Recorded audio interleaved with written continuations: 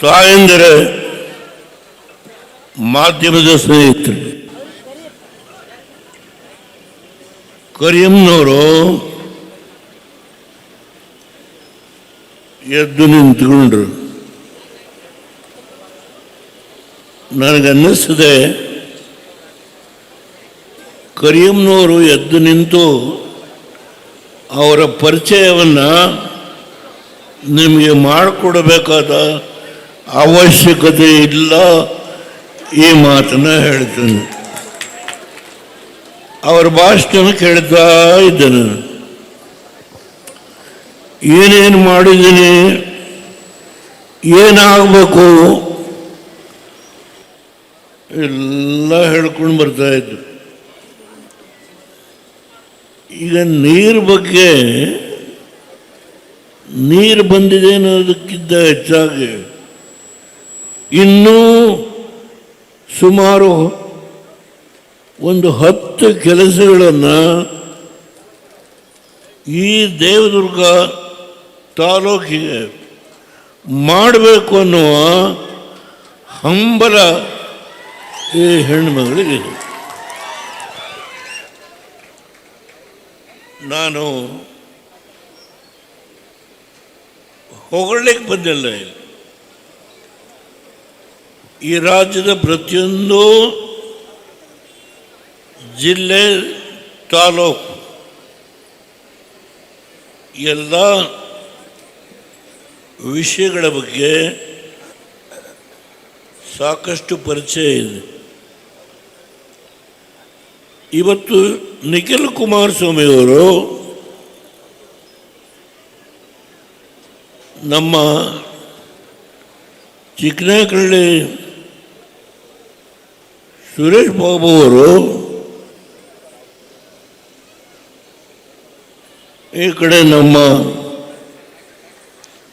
Sharanagouda party ಹಾಗೂ ನಾಡಗೌಡರು ಇವರೆಲ್ಲ ಕಾಶಿಪುರದ ಬಂಡಪ್ಪನವರು ಇಡೀ ರಾಜ್ಯದಲ್ಲಿ ಕುಮಾರಸ್ವಾಮಿಯವರು ಈ ರಾಷ್ಟ್ರದ ಉಕ್ಕು ಮತ್ತು ಕಬ್ಬಿಣ ಎರಡು ಇಲಾಖೆಗಳ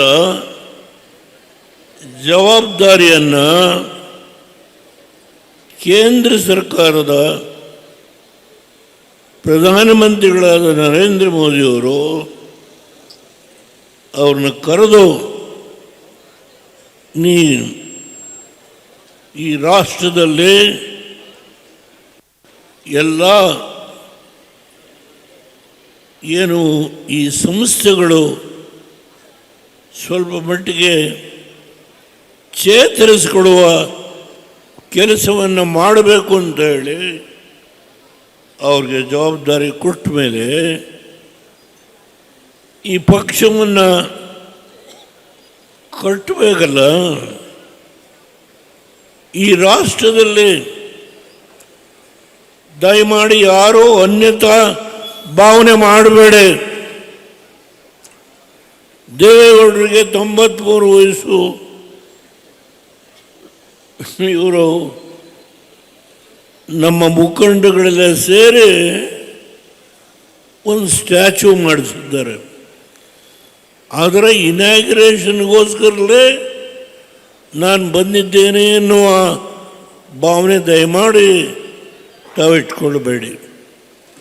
ನಿಮ್ಮನ್ನೆಲ್ಲ ನೋಡೋದೇ ಒಂದು ಸಂತೋಷ.